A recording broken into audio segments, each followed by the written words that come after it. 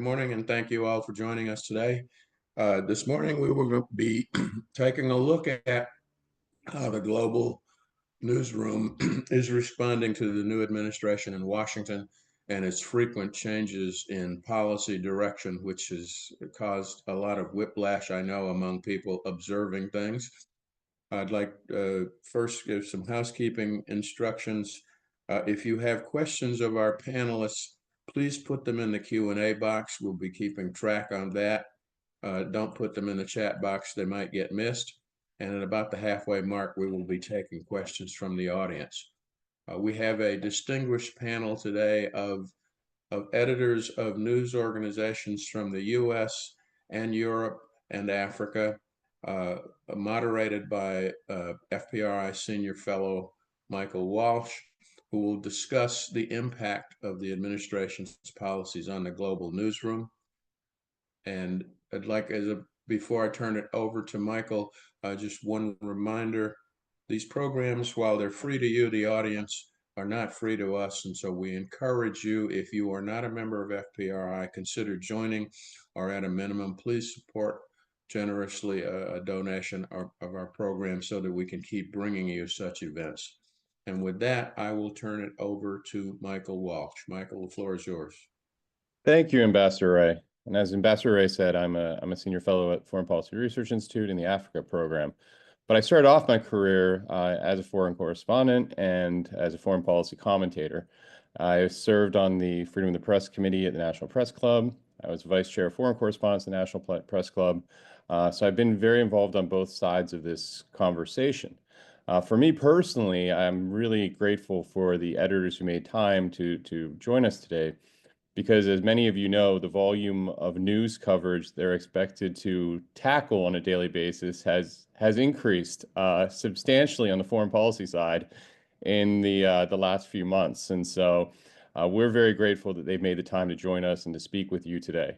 On our end, I think the most important thing for the audience is going to be to understand this transition that happened in administrations and the move to this new America First foreign policy agenda and the impact it had locally on your audiences, on your reporters, on your newsrooms, and largely on your editorial choices that you've made over the last few months.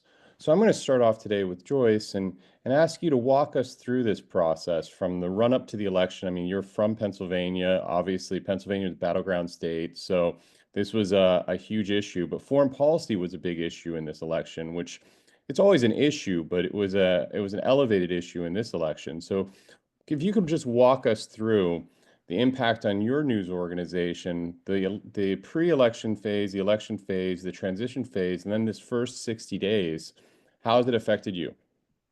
Wow, that's a tall order, but I'll give it a go. But I will say you're absolutely right. Pennsylvania was a battleground state. And I actually did a podcast through much of the election period called Battleground PA. And I've tried to bring together voices from all different sides of the spectrum to kind of debate the issues. I did it with a Democratic analyst whose name was Rajette Harris. She was the chair of the local Democratic Party, county party, and Jeffrey Lord, who some may know used to be a CNN analyst, and is very much a Trump supporter. So we came together, and there were lots of issues that, of course, we talked about immigration. We talked about the economy was supposed to be the big deal, right? People were tired of prices rising, and they didn't like the cost of eggs, which are now you almost can't find them on supermarket shelves. So there were all of those issues, and people really thought, at least those who were supporting Trump, that all of that would change on day one.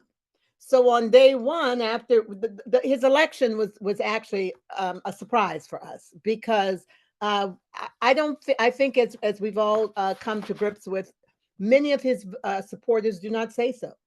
They do not and frequently I would even reach out, because I have editorial board meetings. I write the editorials, I do a column, and I have an editorial board that brings people in to talk.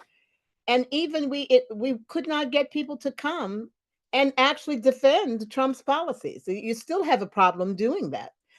Many of the Republicans would not stand and address issues in first of all in public forums or with the media. So there was this silence on that side that was hard, I think, for us to grapple with. As you see, the polls weren't very accurate in all of this. All right, so flash forward to after the election, and here we are dealing with all of this, right?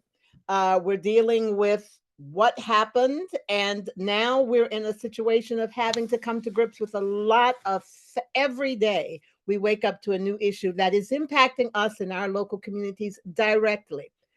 First one, I just attended a press conference, and we're still following 6 Bhutanese residents, males, young men. Many of them have been detained, and they are being in the process of being deported. The community says these are peace, and it is a peaceful community as far as we know. They're very hardworking people. They came legally into the country.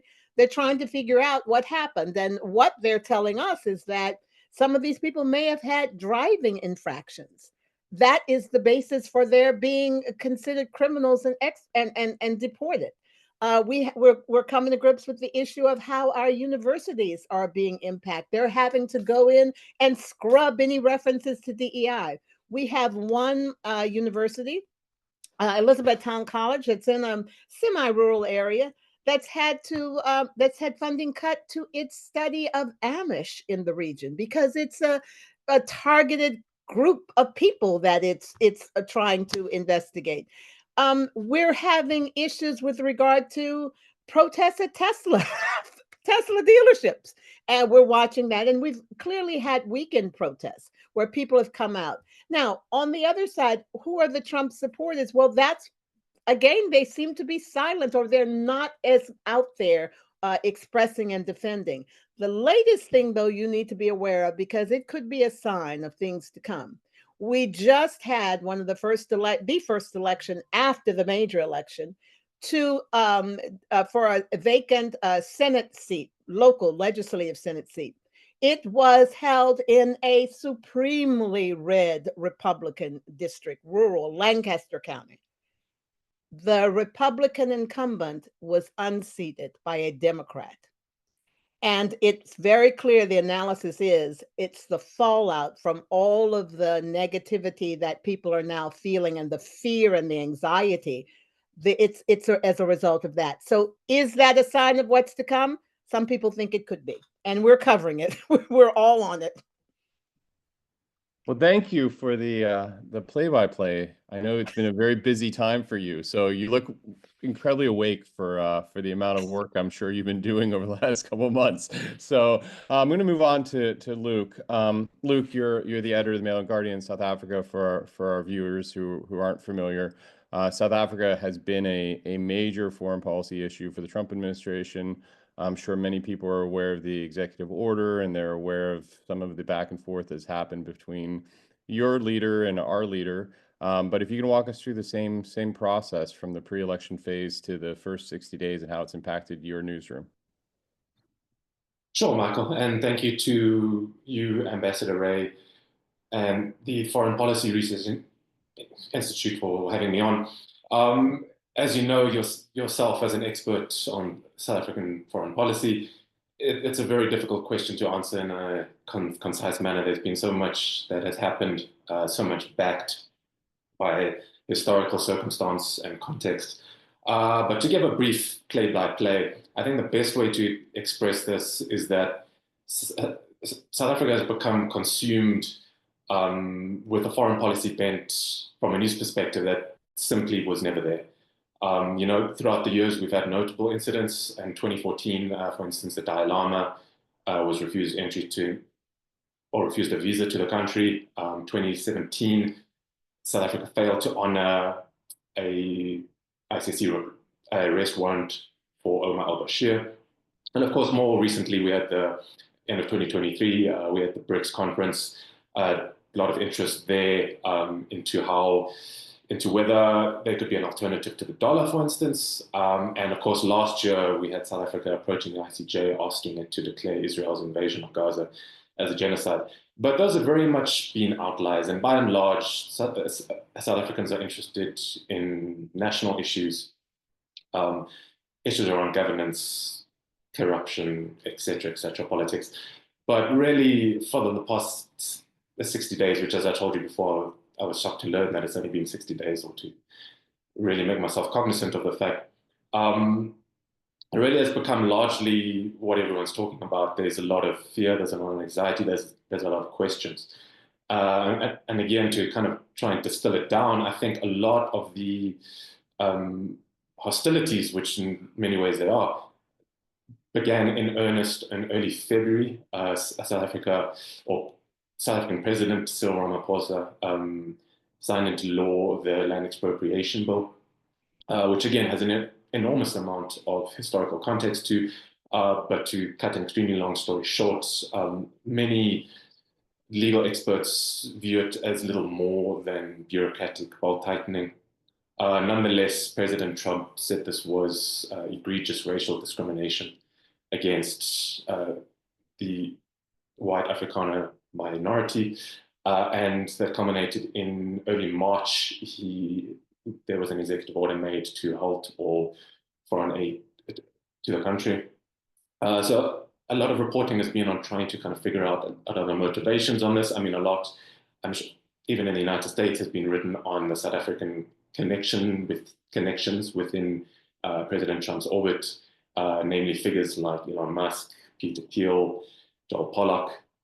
And really, again, just us as media have been trying to answer these questions, trying to understand where we're going as a country. And we see that reflected in our opinion spaces as well.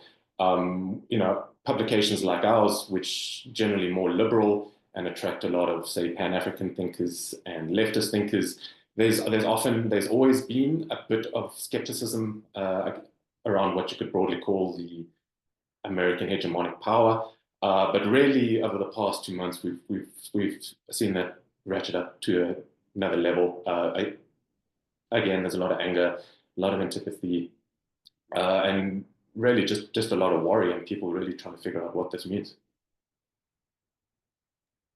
That was very helpful, and I'm sure there'll be a lot of questions as we move forward. Cordula, to you, Luxembourg, which isn't always front and center in European news, but is a very important country for many reasons. I mean, the banking industry is huge, offshoring of companies is large. So, I mean, Luxembourg has been impacted by the election, as all countries around the world have been impacted by the election. But I think it's a unique opportunity to hear your voice and to hear how it's impacted your readers, your reporters, and your editors. So over to you. Thank you, Michael.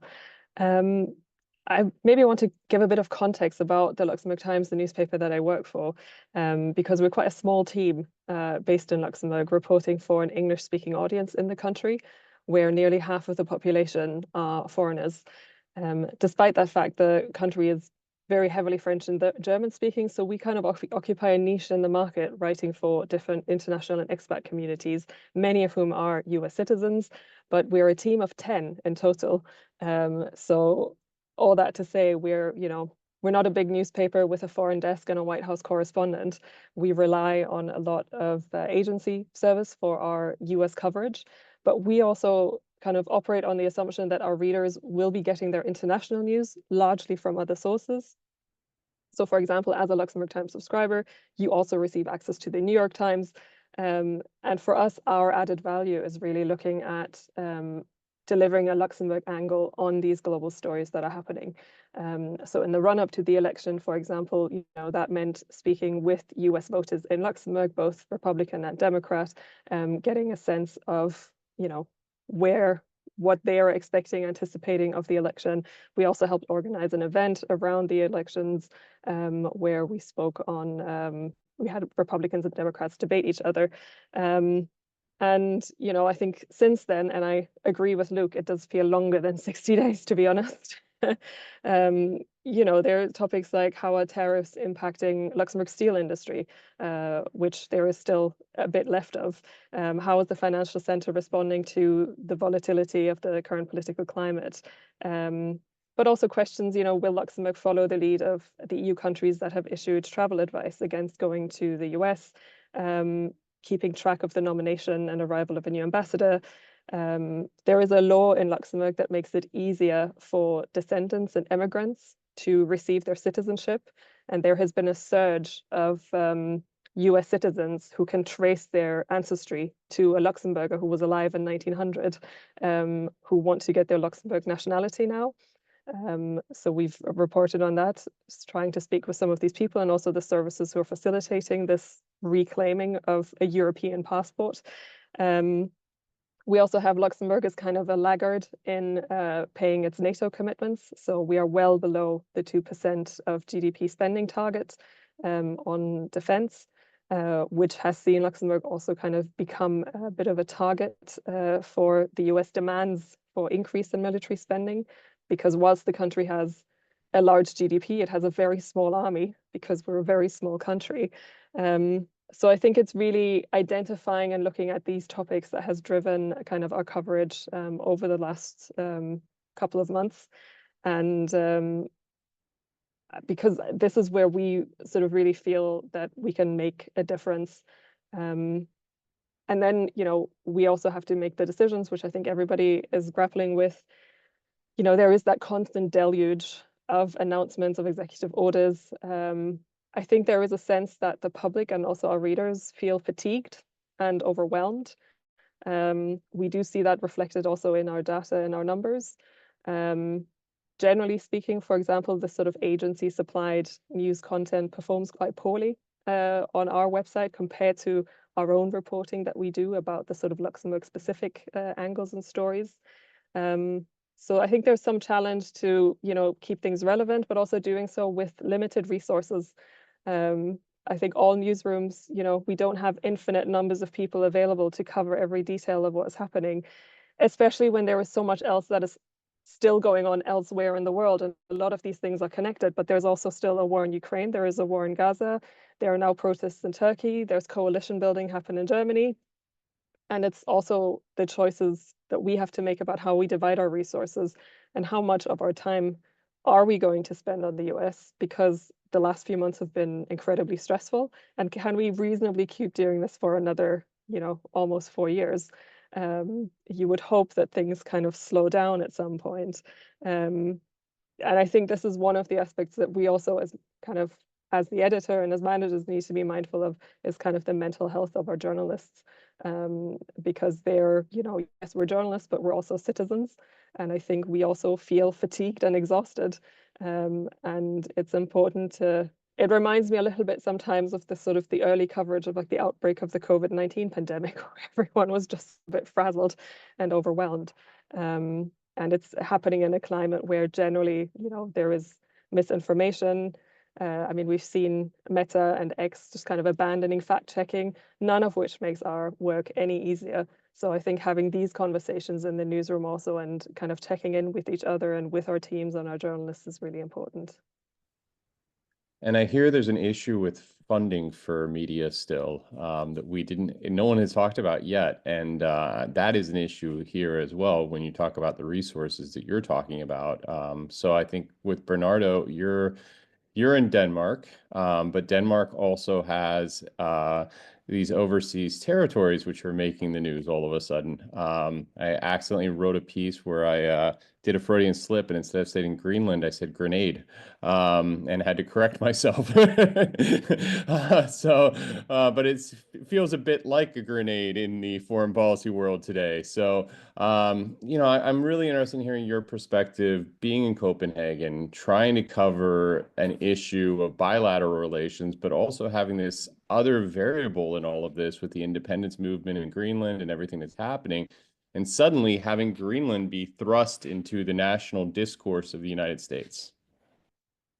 Yeah, hi everybody. This is Bernardo. I'm the chief editor of the Copenhagen Post, which is the main newspaper for English-speaking people in Denmark. We have 600,000 international people living in Denmark, so it's a community that is great, that is growing big. Yeah, that's the point. Denmark is not used to be in the headline of the news. We're talking about a little country with the same population of Maryland, quiet, stuck in the north, extremely homogeneous, like ethnically, for example, is what it's called sometimes the European Japan. And it's this little quiet, peaceful country where things happen, and things are used to, you know, face them slowly and with what's called here a consensus-based democracy. So the thing here is the main reaction for international people, for journalists, is something bigger than them. It's something new, and it's something that is also a little bit shocking. Just to give you the frame, if you look at the diplomatic history of Denmark, the US have always been the main Danish, the main allies of Denmark.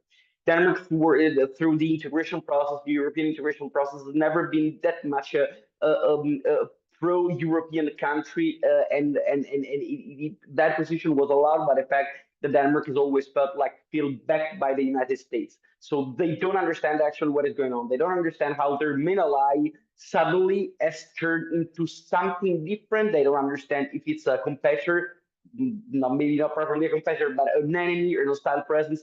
They're shocked and they don't know what is going on. The second thing is that, as I was saying, Denmark is all based about this consensus-based democracy, which is about talking, finding an agreement, negotiating, being quiet. If here you have a problem in Denmark, what you do is to sit on a table. You may remember, can you remember The Lord of the Rings, the movie? You have the ants, the big trees. These are like the ants. They sit there on the table and they talk until they find a solution by a negotiation. It doesn't matter how long it takes, and it's super consensus based and agreement based. So they don't understand how is that possible. Then suddenly the whole thing gets turned into something that is completely out of their control, and they don't have the dictionary, the political dictionary, to face the situation. And that's something that you can see also in the news and in the way our readers and our colleagues and us are dealing with this. It's something that is completely new for the Danish audience and journalists and so on. Since you mentioned that, exactly, it's also the historical moment where suddenly Greenland actually appeared in the Danish political agenda. Greenland has always been there as a territory, as not properly a partner, but that's something, on a little bit in a subordinate position.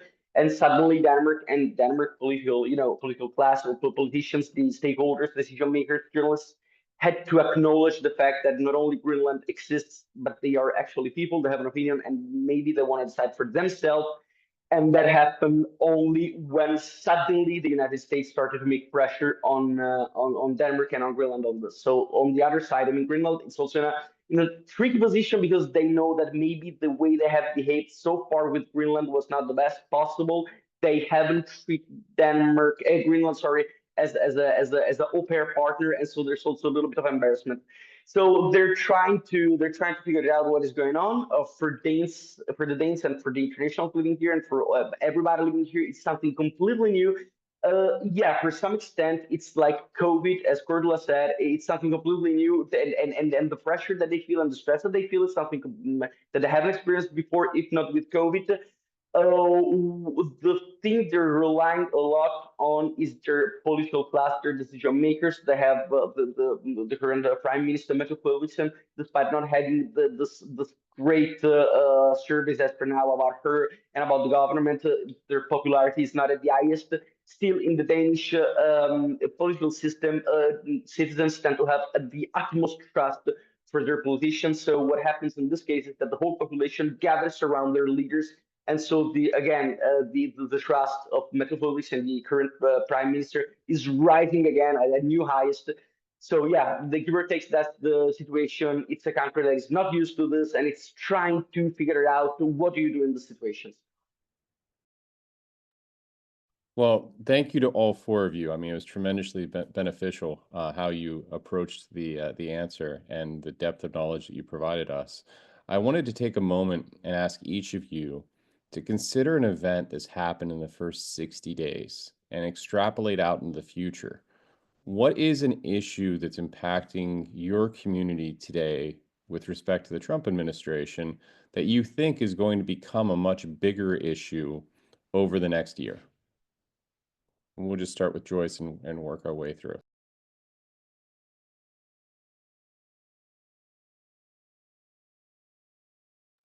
Sorry, I was having a hard time getting the mute button, but the truth is there's so many that I mean, let's just start with the immigration that I started with.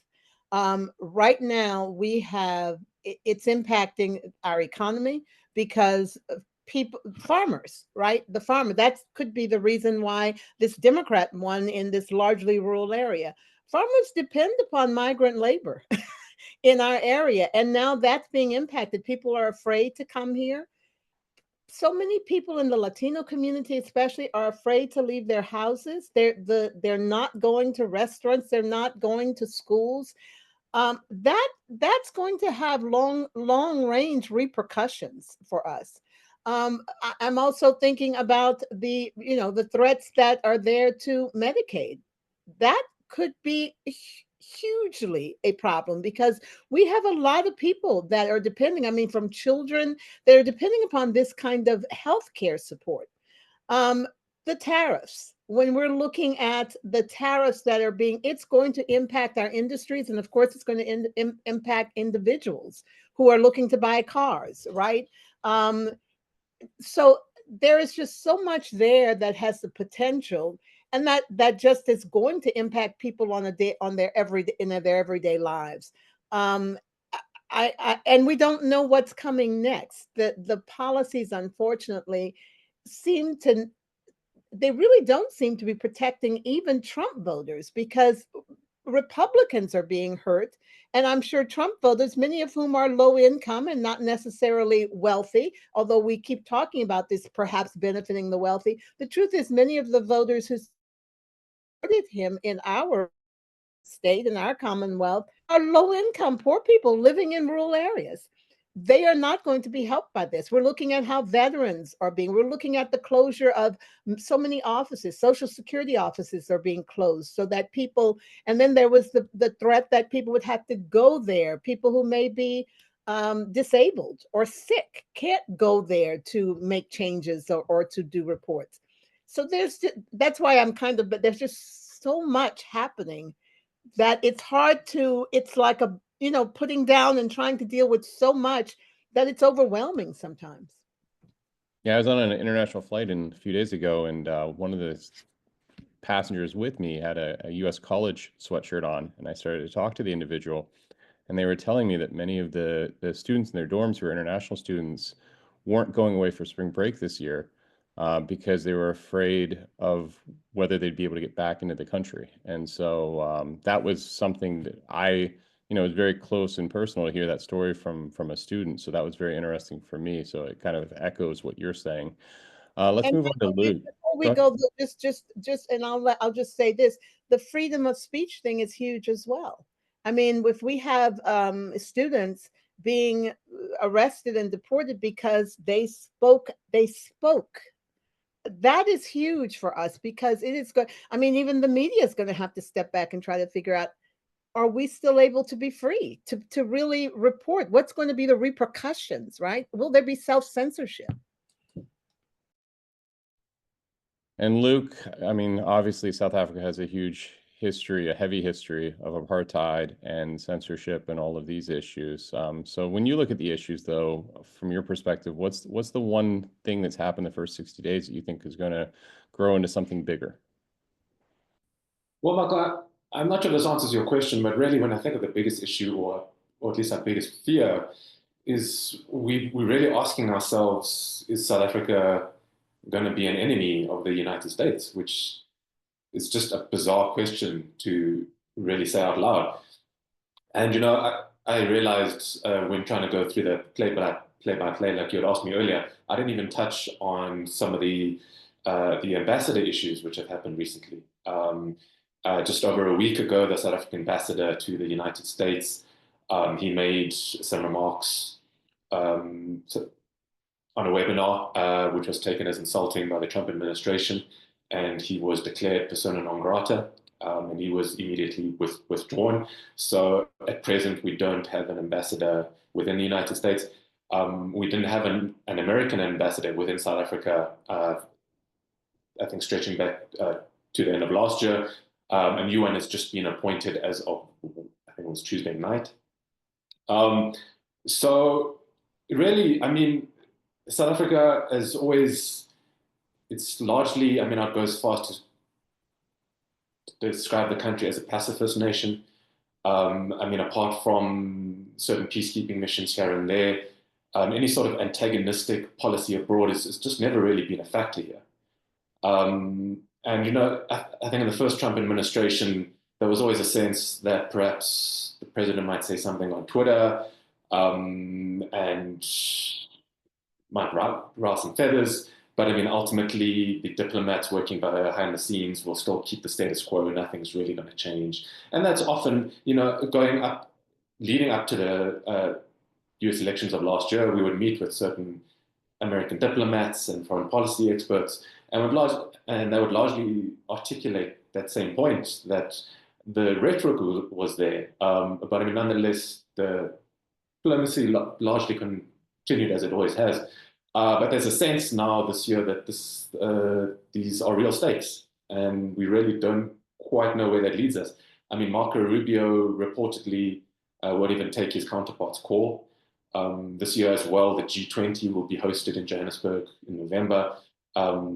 He has indicated that the United States does not look like they will be participating to a large degree, or at least in many of the runs so far, groups leading up to the main G20 meeting. The United States hasn't been a part of it. So there's a lot of uncertainty now. And again, whether we could, South Africa has been criticized for its non-alliance stance on issues like the Russia-Ukraine war, for instance. But again, this is something entirely different. And I don't think anybody at the start of the year would have imagined that we'd be considering the world's foremost power as enjoying these major hostilities with us. So, Luke, you brought up the G20 summit, and for those who don't know, the G20 summit is coming up in South Africa. They're hosting, and that's the context of this conversation. And obviously, the G20 summit is potentially going to be an inflection point in U.S.-South Africa relations. Some are saying that South Africa isn't one of the top 20 economies in the world, and that shouldn't even be in the G20, and that's becoming a discussion in Washington now.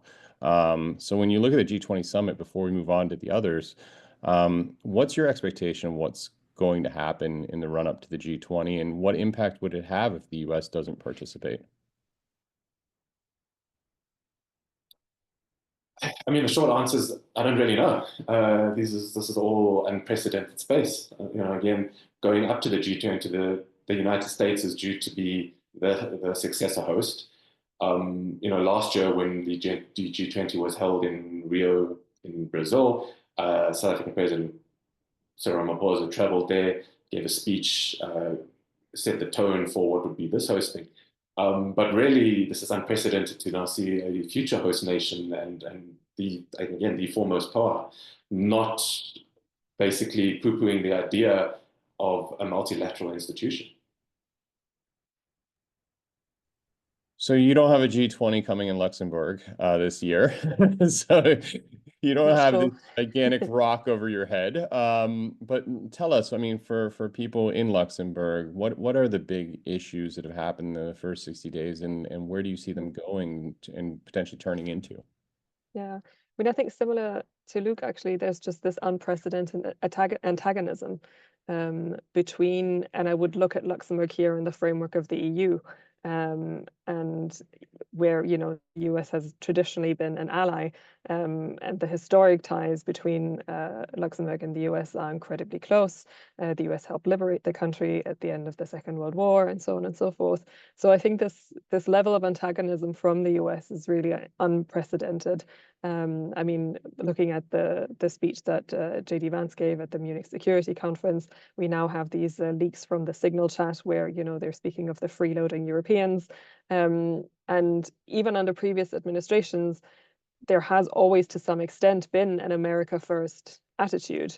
Also, when it comes to, you know, economic policy, the US also under Biden or Obama was keen to protect its own economy and economic interests, but in a very different framework and in a very different language and tone than what we've seen both during the first and now the second Trump administration. And I think also looking at it in that kind of way of being like, you know, we did have a previous Trump administration, but it is just now kind of on steroids compared to what we saw before. And I think from a European perspective, I would say that, the war in Ukraine is obviously a very big concern. And what is going to happen in the talks between Trump, Putin. I think that, meeting in Washington with Zelensky was seen with huge concern in Europe. It poses questions around NATO, the reliability of the US as an ally on defense. I mean, we already have, the EU and also the European Investment Bank, for example, moving towards pouring more public money, taxpayer money into building up defense capabilities because the US just isn't seen as a reliable ally anymore. And those are also difficult decisions to kind of sell in a way to local audiences. I mean, Luxembourg is going to ramp up its defense spending. There is a plan to get to 2% of gross national income at least. But, this year, for example, we'll be spending 800 million on defense. It is going to go up to, I think, 1.2 billion, making that one of the biggest expense points in the budget. And if you're going to be spending, that kind of money, this is, also even Luxembourg's budget isn't bottomless, even though we do have a reputation for, being a very wealthy country. So I think those are going to be really important questions in the future. And then I think also just this general threat of a kind of potentially global economic crisis to some extent. We have tariff wars. We don't know what this is going to be doing to global financial centers, global markets. I think there's a lot of uncertainty there. And I mean, we've just kind of come out of the post-pandemic energy Ukraine war crisis with inflation finally coming down. Will we see that going up again, which in Luxembourg is very closely tied to the domestic housing market, because we do have a housing crisis here in the country where housing is too expensive, and people, like banks, have just been handing out fewer loans because the interest rates are too high.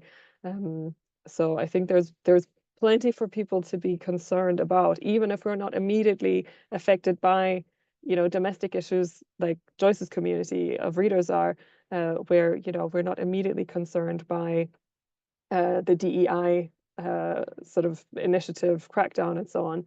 But I think kind of from a European and global economy perspective, I would say that is probably what will worry people the most.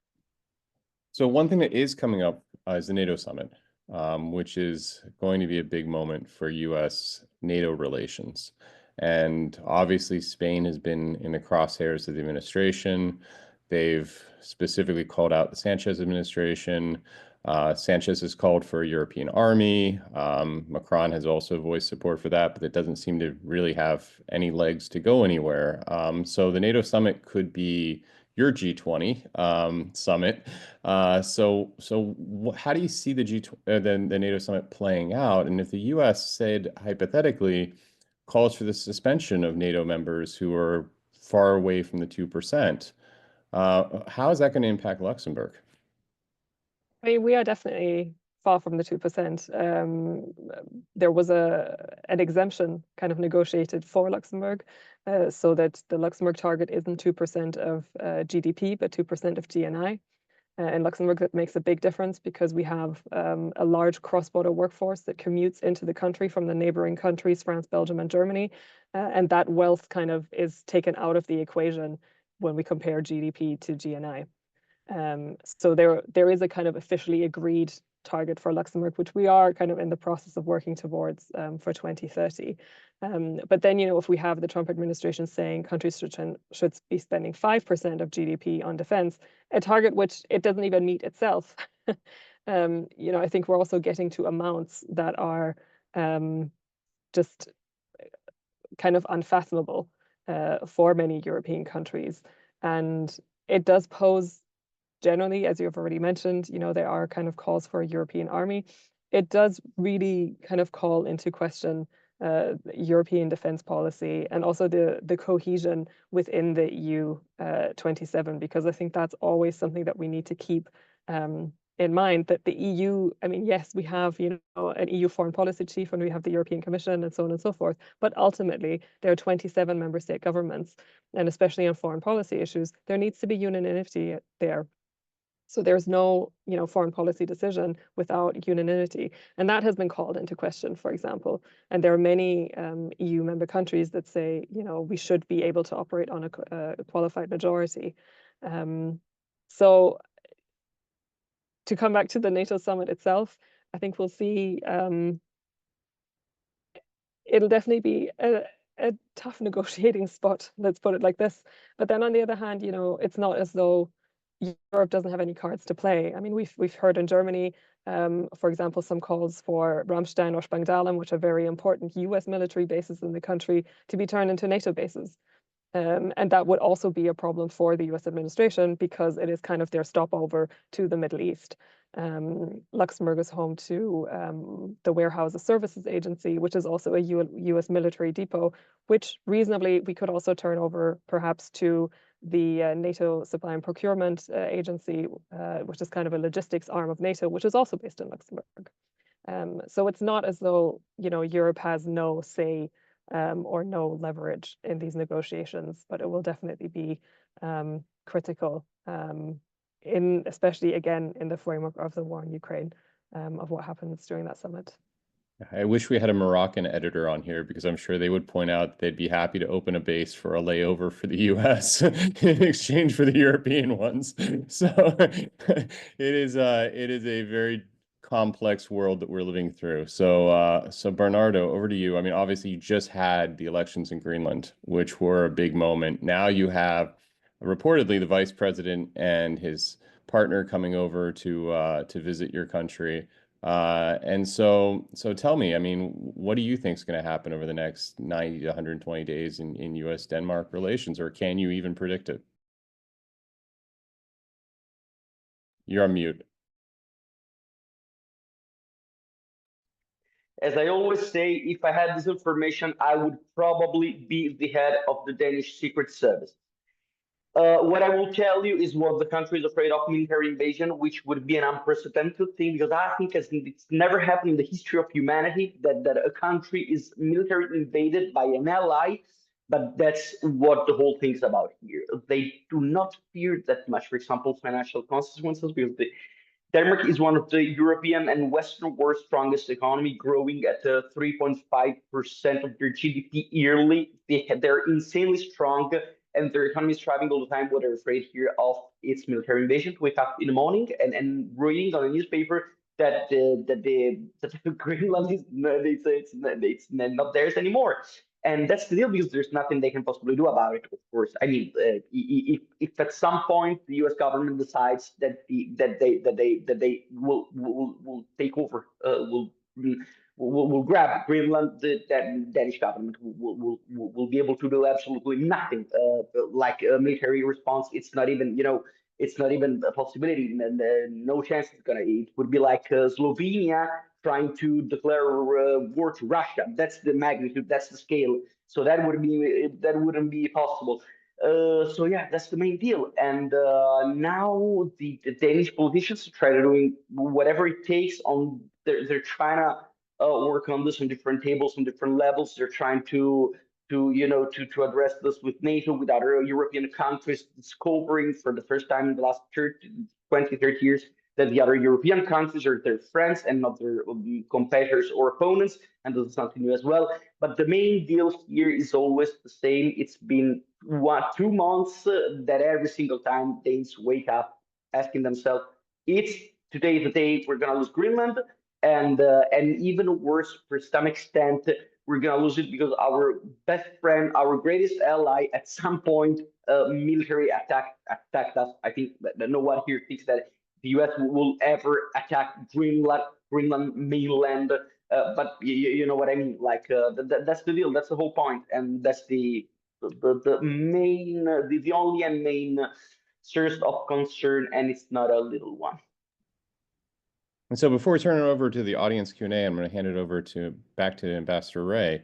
On that point, you know, we've talked about sort of the reaction and the policy agenda of the Trump administration, but obviously these things all have hooks, right? There has to be something for them to hook onto for this to happen. In the case of Denmark, the relationship with Denmark and Greenland, and if you go back to Iceland, has always been an issue, and being supportive of independence movements and not being able to control the aftermath of those independence movements is one of the motivating things here.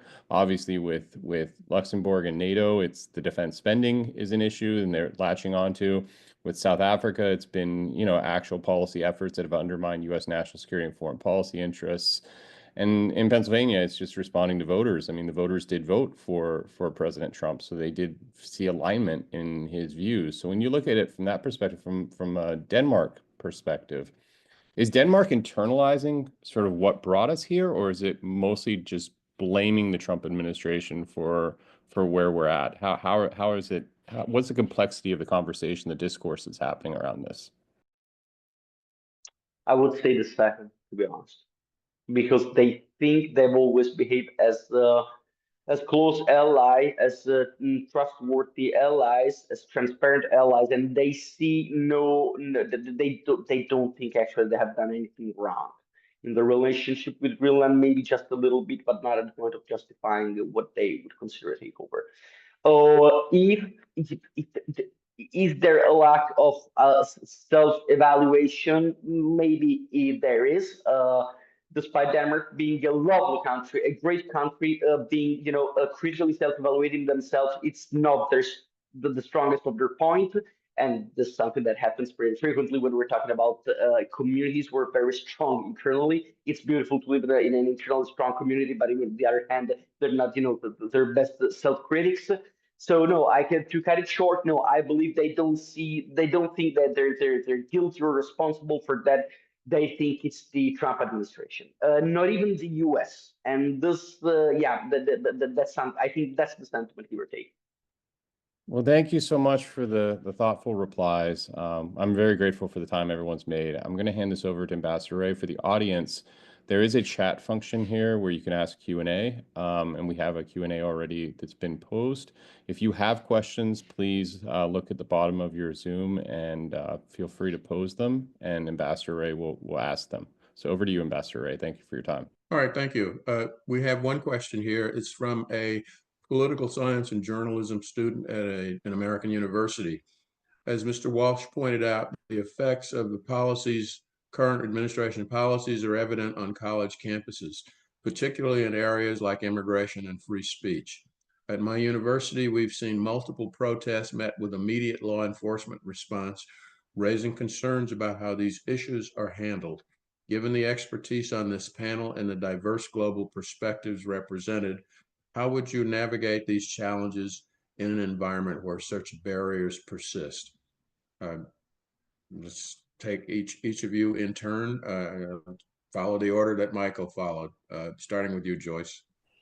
Yeah, I think that's a very wise question, because I think the reality of the atmosphere in the United States is not the same as it has been in previous administrations. We are seeing that any sort of speech that is not liked by the administration they will come down hard on you. And we've seen it with two students being detained simply because of their speech. So the first thing that we have been discussing, I've heard that this is in many cases going to have to be, they're talking about a resistance movement, but even a new civil rights movement. But the one thing that I've cautioned the young people who talk about that is that, remember, the civil rights of leaders and protesters were trained.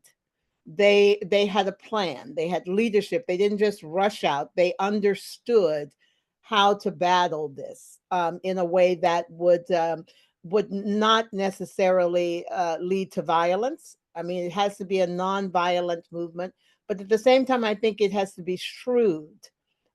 You don't need to have students unnecessarily risk their academic careers.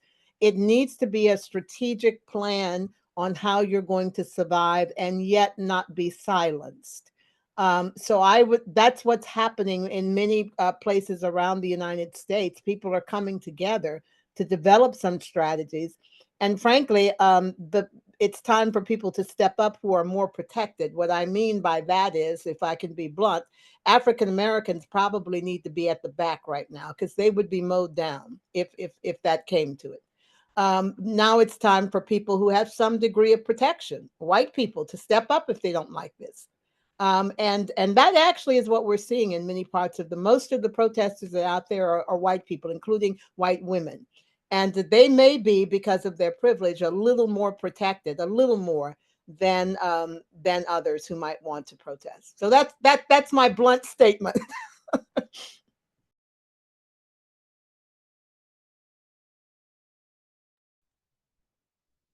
Luke, I think we're over to you. Fantastic. If I can just ask Ambassador Ray, so the gist of the question was how we mobilize on this issue from a university / groundsroots level. Okay. Yes. Yeah, it's hard to say. I would say broadly for South Africa, though, what this has taught us is a lot of this mess that we're in, or the saga that we're in now. Its genesis really lies in misunderstanding one another and in narratives really being allowed to carry on without being addressed, or for many of us to talk openly about this. I think, there was a lot. It's almost been a unifying moment in many senses. In that, because Trump, along, or actually just preceding his decree, President Trump basically allowed or issued an order which allowed white Afrikaners to take refugee status within the United States.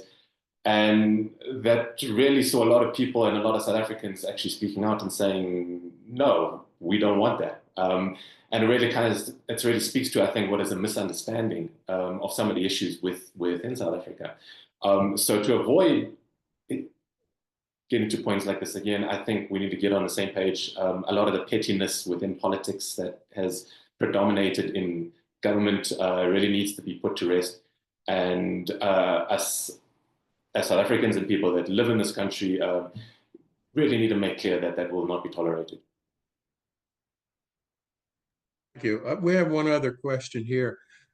Ms. Schnur raised the issue of fact-checking. How do you as journalists discern the truth in this cascade of events? What sources can you trust, or can you trust any? And how do you make the truth matter amidst the lies? That's a really simple question to answer. I do want to very briefly say one thing about the protests before I go into this. What I think is from a Luxembourg perspective, obviously, we're not concerned by the same sort of level of threat as people who are in the US. What I think has been really interesting is because when in the aftermath sort of the first Trump presidency, after he took office, there were women's marches across Europe, including in Luxembourg. There were marches for science, and we haven't seen any of this happening now to the same degree that we did then. There haven't been any kind of marches for democracy or whatever it is sort of specific to the US. There's obviously been marches in Germany around the rise of the far right there and so on and so forth, but we haven't really seen sort of US citizens who live in Europe or people who are concerned by what is happening respond in the same way that they did back during the first Trump presidency. That's just an observation that I find interesting, that there doesn't seem to be the same kind of organized response. And I can only assume it's because everyone is still a bit sort of paralyzed and shell-shocked by what is happening on a daily basis. As for the trust issue, I mean, it is incredibly difficult. I mean, we now, we also in the age of AI and deepfakes, we have, I mean, there was an audio recording that was sort of making the rounds on the internet, allegedly, of, a person of the Trump administration speaking. And there was no way of verifying if that is real. So I think generally speaking, we are on the side of caution. And it is kind of, the internet has really become the sort of Wild West more than ever. And I don't think that we can trust information that we find just generally, that is unverified and so on and so forth. I mean, in the case, for example, of the Signal chat, it's because was an editor, a respected editor of a publication, who published this and who showed what was going on, that we could trust this. If this had just randomly popped up on the internet by a source that couldn't be verified, we wouldn't have been able to say that this is really, that this was a real chat and not just something that was created to look like a real chat. So it really is, I think, kind of a constant battle that newsrooms face, to verify, to double check, to triple check, to find sources that can confirm, and so on and so forth. And it has definitely kind of increased our workload. Because we cannot just we can no longer trust what is being said, and we also can no longer trust what the administration itself is saying, because there are obvious falsehoods, false statistics, and so on and so forth that are being repeated, and the more often they get repeated, eventually I think we risk that they become fact, even though it is still at its origin a falsehood.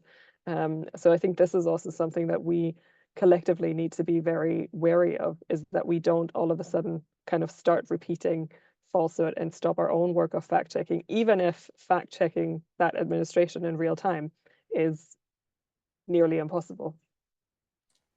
Okay, thank you. We have time for one more question that I'd like to run by each of you, just to get your responses to it. So what's the U.S. foreign policy position regarding the situation in South Sudan at the moment, and also the Rwanda-backed M23 rebels in the conflict in Eastern DRC? Just from your perspective, from your newsrooms, do you discern a definable U.S. policy in these two issues? I just when I saw the question, I took the time to kind of do a quick research with Google to see because it's not on our radar. I mean, to be honest, we're not looking at Southern Sudan and Rwanda and all of that in any of our coverage, and even I'm not sure we're picking it up from AP except occasionally. But I did see that the Trump administration has extended its national emergency with regard to Sudan, and frankly, I just don't think that's high on its list of priorities, unless there's some way that it can extract something in making a deal with them. That would be my response to that.